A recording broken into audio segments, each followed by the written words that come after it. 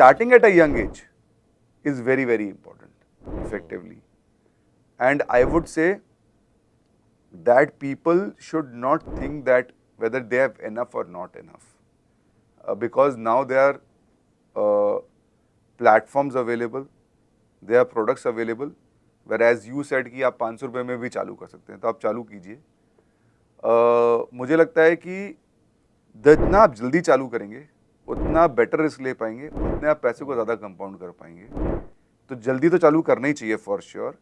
And as early you start, I think the chances of you creating a wealth over period time is far higher. अब चालू कैसे करना चाहिए, for example, I think that's a important point which everyone asks.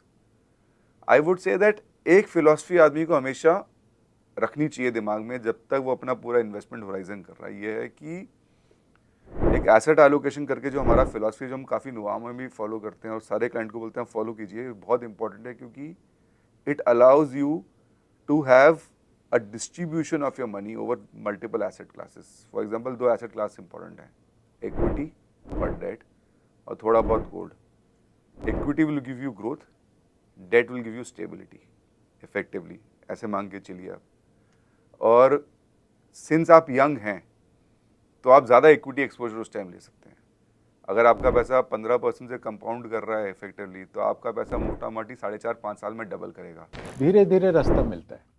आप खुद सोचे, जब हम शुरू करते हैं इन्वेस्टमेंट, सब लोग को लगता है कि रिटर्न जनरेटिंग बिजनेस है या रिटर्न जनरेटिंग अप्रोच है. धीरे धीरे as you graduate you realise ये एक रिस्क मिटिगेशन का जर्नी है. बट वो खुद जब तक आप एक्सपीरियंस नहीं करते हैं वो जर्नी आपको पता नहीं चलेगा. Is what I firmly believe. जैसे आपके लाइफ में एक डॉक्टर है, वैसे एक एडवाइज़र होना चाहिए, क्योंकि finally it's not your job, it's a specialist job. ये तो खुद मेडिसिन खा के घर चले जाते हैं ना, राइट. बट वो भी एक जर्नी में धीरे धीरे आएगा जब अटकेंगे, यू नो. बट एक जो अच्छी चीज़ हुई है, thanks to all of you talking about it, the whole movement of approaching your investment in a tangible manner धीरे धीरे शुरुआत हुई है.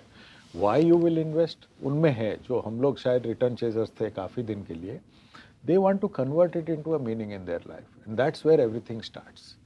तो the understanding that एक you have to have a goal, and understanding of risk will take some time, because risk profiles change with life. Risk profiles change with approach. Risk profiles also change with what happens around you.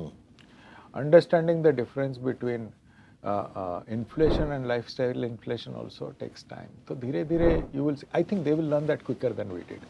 ऐसा मेरा मानना है.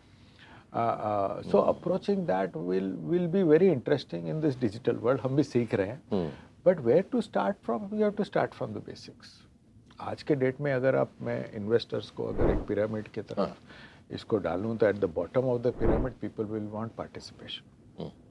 Participation there are various ways. You can have the basic core funds जो normally large companies, बड़े companies में निवेश करते हैं. You can have the indexes also, whether in the form of an index fund और एन ETF.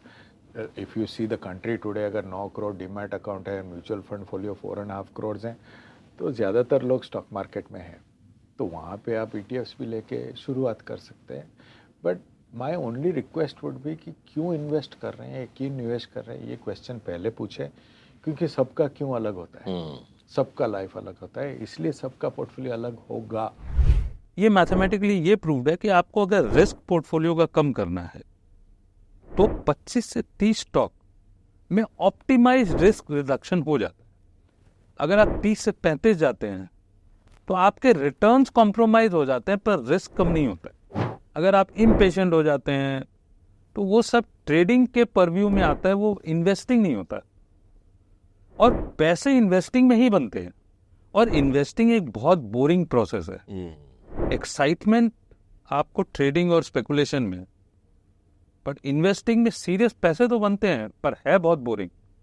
वही आप सोच रहे हो, वही आप एक्सेल शीट लेके बैठे हैं, वही प्लस माइनस कर रहे हैं, ये अजम्पशन ऊपर, ये अजम्पशन नीचे, मॉडल, ये जिंदगी बीत गई.